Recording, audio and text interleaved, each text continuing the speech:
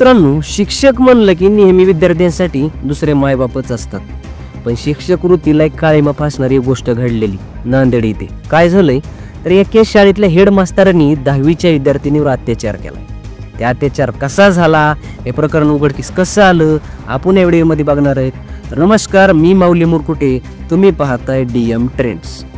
तर मित्रांनो, सध्या ट्रेंडिंगमध्ये सर्वात चर्चेत असलेलं प्रकरण म्हणजे नांदेड जिल्ह्यातील हदगाव तालुक्यातील तासगाव येथील. तर तिथं काय झालं, ती 10वीत शिकणारी विद्यार्थिनी होती आणि तिच्यावर अत्याचार झालेला आहे. ते का झाला तर ही विद्यार्थिनी ज्या शाळेत शिकत होती त्या शाळेची सहल जाणार होती.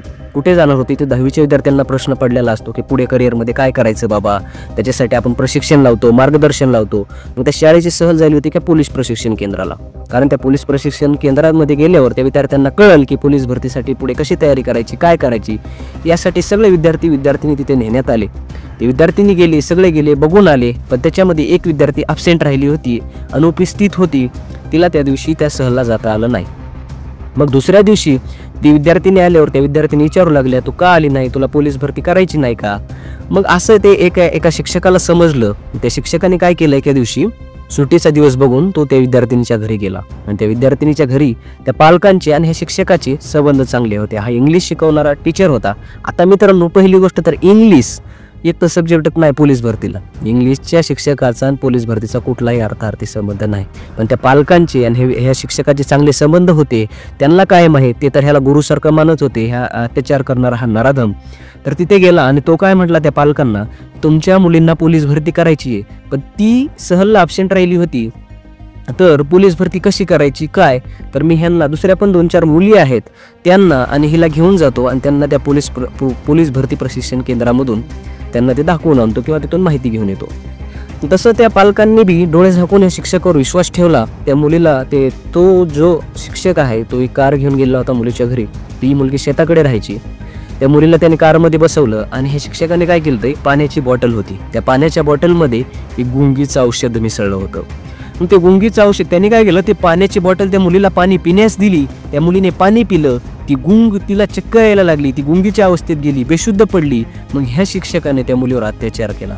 मित्रांनो, अत्याचार केला आणि व्हिडिओ बनवला. ह्या मुलीला मध्येच जाग आली, काहीतरी चाहूल झाली. त्या मुलीने शिक्षकाला विचारलं असता तिनं ओरडण्याचा प्रयत्न केला, पण शिक्षकाने तिचं तोंड दाबून त्याने तो व्हिडिओ दाखवला.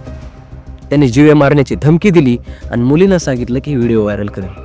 मित्रांनो, कुठल्याही माणसाला मरण्याची भीती नसती, मुलीलाही मरण्याची भीती नव्हती हो, पण आपल्या इज्जत प्यारी असते किंवा आपल्या परिवाराची इज्जत जाईल याच्या वेनं त्या मुलीनं याच्यावर आवाज उठवला नाही.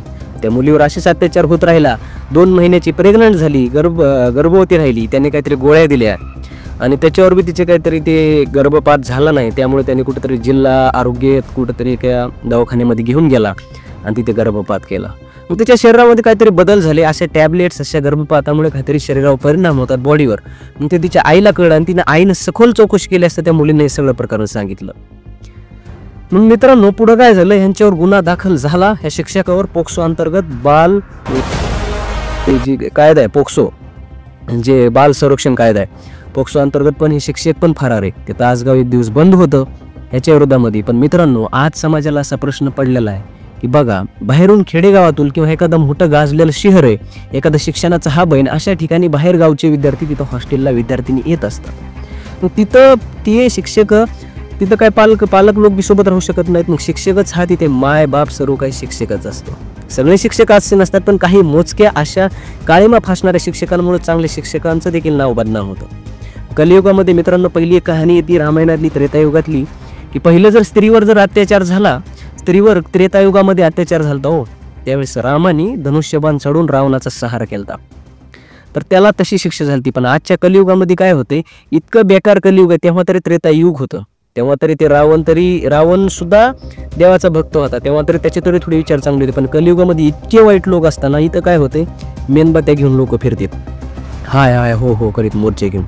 मग असं घेऊन काय होणार आहे का. असे दररोज काही ना काही पोलीस असे काही ना काही ह्याच्यामध्ये बातम्या येत राहतात, काही ना काही ट्रेंडिंगला प्रकरण येतात. मग याच्यावर पोलिसांनी कठोर कारवाई करायला हवी, कठोर कायदा निघायला हवा. कुठेतरी जर आपण नुसतं म्हणतो स्त्री पुरुष समानता, पण स्त्री पुरुष समानता, स्त्रीला संरक्षण कोण देणार आहे, तुम्ही आम्हीच देणार आहेत. आणि हे जे घाण घाण वेबसाईट चालू आहेत मोबाईलवर, याच्यावर कुठंतरी सरकारने या वेबसाईटवर भारतामध्ये पूर्णपणे बंदी आणायला पाहिजे, कुठंतरी याच्यावर कंट्रोल व्हायला पाहिजे. गोष्ट आहे मित्रांनो की आपल्या विद्यार्थ्यांसोबत पालकांना विनंती की आपल्या विद्यार्थ्यांसोबत मैत्रीपूर्ण व्यवहार करा. आता विद्यार्थ्यामध्ये कशी असते, पालकाची एक रिस्पेक्टेड भीती असते, ते पालकासोबत सगळ्या गोष्टी शेअर करू शकत नाहीत, सांगत नाहीत. असं नाही की मैत्रीच्या नावाखाली विद्यार्थ्यांना अति स्वातंत्र्य देणं सुद्धा घातक आहे. काही काही पालक असे असतात की त्यांना त्यांची मुलं बाळं काय करले ह्याचं बी काय घेणं देणं नसतं. एवढं स्वातंत्र्य पण ठीक नाही. विद्यार्थ्याच्या प्रत्येक गोष्टीकडे लक्ष द्या, ट्युशनकडे, शाळेकडे, कुणाला भेटतोय कुणाला नाही, आणि त्या विद्यार्थ्याला एवढं स्वातंत्र्य असावं किंवा एवढे एक त्याच्यामध्ये भीती नसावी की ते तुम्हाला पूर्णपणे मित्रतासारखं शेअर करेल. या सगळ्या गोष्टींचा मित्रांनो विचार करा आणि मित्रांनो सबस्क्राईब करायला विसरू नका, शेअर करा. धन्यवाद.